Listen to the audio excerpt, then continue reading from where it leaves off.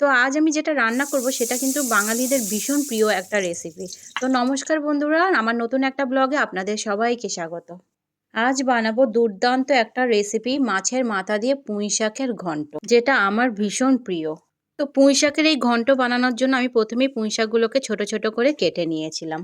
আর নিয়েছি কুমড়ো, বেগুন, আলু, এগুলোও আমি ডুমো ডুমো করে কেটে নিয়েছি। সাথে নিয়েছি পেঁয়াজ ও কাঁচা লঙ্কা কুচি, আর সাথে রয়েছে মেন জিনিস, রুই মাছের মাথা। তো প্রথমে আমি এই রুই মাছের মাথাটা একটু নুন আর হলুদ দিয়ে মেখে রেখেছিলাম। এরপর আমি একটা মশলা তৈরি করে নিয়েছিলাম এটা রান্না করার জন্য।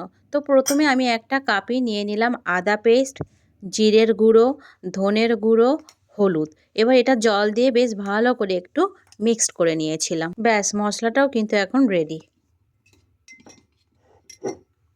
এবার গ্যাসটা অন করে ফ্রাই প্যানে তেল দিয়ে দিলাম। আর এই রান্নাটা কিন্তু অবশ্যই সরষের তেল দিয়ে করবেন, কারণ সরষের তেল দিয়ে করলেই কিন্তু এটা খেতে বেশি স্বাদ হবে। তো যাই হোক, তেলটা দিয়ে দিলাম। তেলটা দেওয়ার পর যখন দেখলাম যে তেলটা গরম হয়ে গেল, তারপর এর মধ্যে দিয়ে দিলাম কেটে রাখা আলু, এবং এই আলুগুলো একটু নুন আর হলুদ দিয়ে লাল লাল করে ভেজে আমি তুলে রেখেছিলাম।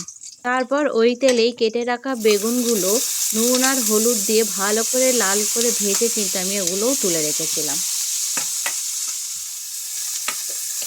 কুমড়োগুলোও কিন্তু আমি নুন আর হলুদ দিয়ে লাল লাল করে কিন্তু ভেজে নিয়েছিলাম। সবজিগুলো আমি প্রথমেই সব ভেজে নিয়েছিলাম।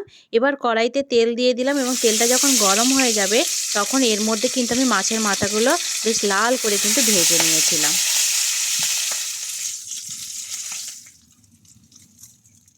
মাছের মাথা ভাজা হয়ে যাওয়ার পর ওই তেলেই দিয়ে দিলাম শুকনো লঙ্কা ও জিরে ফোড়ন। তারপর ওর মধ্যে দিয়ে দিলাম পুঁই শাকের ডাঁটাগুলো। কারণ ডাঁটাগুলো আগে দিলাম, কারণ এই ডাঁটাগুলো কিন্তু সেদ্ধ হতে একটু সময় লাগে। তারপর এর মধ্যে একটুখানি নুন দিয়ে ভালো করে কিন্তু নাড়াচাড়া করে আমি কিন্তু ঢাকনা দিয়ে রেখে দিয়েছিলাম 2-3 মিনিটের জন্য, যাতে ডাঁটাগুলো একটু নরম হয়ে যায়। আর গ্যাসটা কিন্তু ছোট করে রেখেছিলাম, কারণ বড় করা থাকলে কিন্তু ডাঁটাগুলো পুড়ে যাবে বা শক্ত হয়ে যাবে। কিছুক্ষণ পর ঢাকনা উঠিয়ে দেখলাম যে ডাঁটাগুলো একটু নরম হয়ে গেছে। তারপর এর মধ্যে দিয়ে দিলাম কুচি করে কেটে রাখা কাঁচা লঙ্কা ও পেঁয়াজ। এবার এগুলো দিয়ে বেশ ভালো করে লাল করে কিন্তু ভেজে নেওয়ার পর এর মধ্যে দিয়ে দিলাম সেই মশলাটা, যেই মশলাটা আমি আগে তৈরি করে রেখেছিলাম।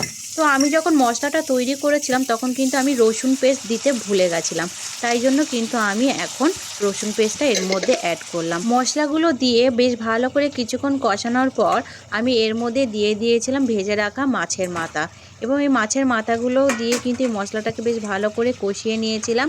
আর মাছের মাথাগুলো যেহেতু একটু বড় বড় ছিল, তাই আমি এগুলো একটু কিন্তু ভেঙে দিয়েছিলাম। মশলা কষানোর সময় কিন্তু আমি মাছের মাথাটা দিয়ে দিয়েছিলাম, কারণ তাহলে মাছের মাথাটা তাড়াতাড়ি সেদ্ধও হয়ে যাবে, আর বেশ মশলাও কিন্তু এই মাছের মাথাগুলোর ভেতরে ঢুকে যাবে। মাছের মাথাগুলো মশলা দিয়ে কষানোর পর এবার এর মধ্যে দিয়ে দিলাম কেটে রাখা পুঁই শাকগুলো। এবার এর মধ্যে একটুখানি নুন দিয়ে ভালো করে নাড়াচাড়া করে ঢাকনা দিয়ে গ্যাসটা ছোট করে রেখে দিলাম। আর নুনটা কিন্তু খুবই সাবধানে দিয়েছিলাম, কারণ যেহেতু আগে যে সবজিগুলো ভেজেছিলাম ওগুলো কিন্তু সবই আমার নুন দেওয়া আছে, তাই জন্য নুনটা দেওয়ার সময় কিন্তু খুবই সাবধানে দেবেন। কিছুক্ষণ পর ঢাকনা উঠিয়ে দেখলাম যে শাকগুলো বেশ নরম হয়ে গেছে, আর মাছের মাথাটাও কিন্তু বেশ ভালোভাবে সেদ্ধ হয়ে গেছিলো। তো তারপর আমি এর মধ্যে দিয়ে দিলাম ভেজে রাখা আলু, কারণ আলুগুলো কিন্তু ভাজা ছিল কিন্তু সেদ্ধ হয়নি, তাই জন্য আলুগুলো এর মধ্যে দিয়ে কিছুক্ষণ নাড়াচাড়া করে কিন্তু আমি ঢাকনা দিয়ে আবার কিছুক্ষণের জন্য রেখে দিয়েছিলাম। আবার কিছুক্ষণ পর ঢাকনা উঠিয়ে দেখলাম যে আলুগুলো বেশ হালকা হালকা নরম হয়ে গেছে।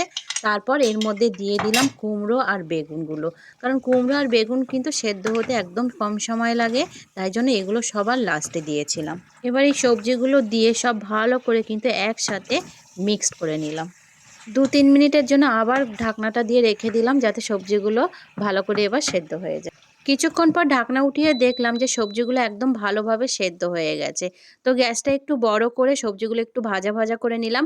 আর আমি কিন্তু এর মধ্যে একটু চিনি দিয়ে দিয়েছিলাম, কারণ আমার এটা একটু মিষ্টি মিষ্টি ভালো লাগে। আপনাদের যদি ভালো না লাগে তাহলে আপনারা কিন্তু চিনিটা স্কিপ করতে পারেন। তো আমার এই রেসিপিটা আপনাদের কেমন লাগলো অবশ্যই কমেন্ট করে জানাবেন। ভালো লাগলে লাইক ও শেয়ার করে দেবেন। আর এরকম নতুন নতুন রান্নার আর ভ্রমণ ভিডিও পেতে আমার চ্যানেলটিকে সাবস্ক্রাইব করে দেবেন।